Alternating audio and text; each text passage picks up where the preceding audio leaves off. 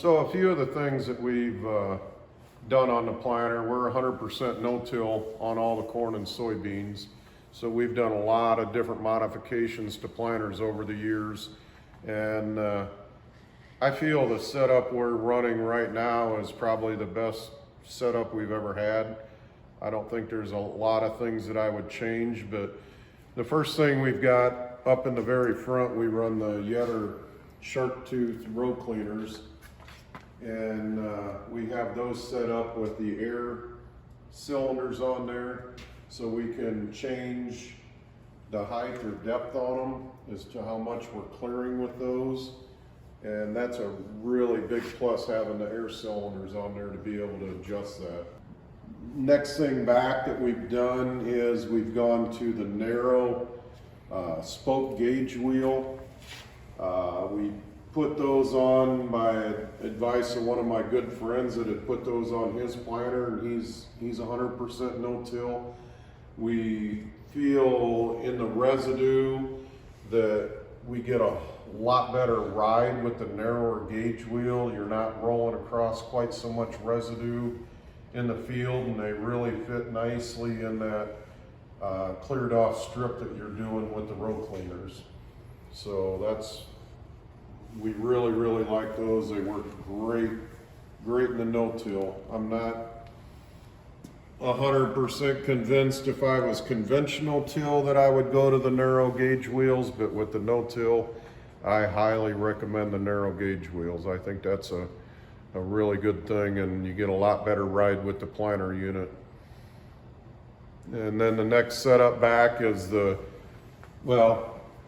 in between the seed discs, we've got the Keaton seed firmer, where we're putting the in-furrow fertilizer on, right on the seed.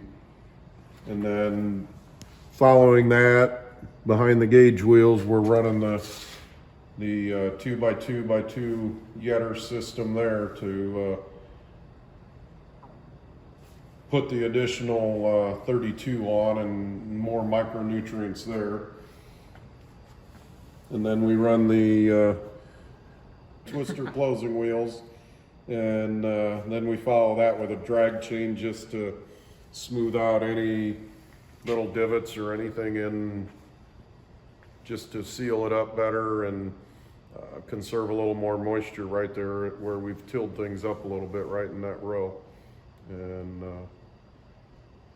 we've had extremely good luck. I think we've run this setup for quite a few years now, and extremely pleased with it. Yeah. The split application, the two different places where we apply the fertilizer, I mean, the in-furrow gets that seed from the time it germinates, gets the seed going right off the bat, gets that corn popping out of the ground faster. Once the roots get down and hit that 2x2, man, that corn never slows down. There's no lag period where it's transitioning off the seed to the main roots. It just excels all the time.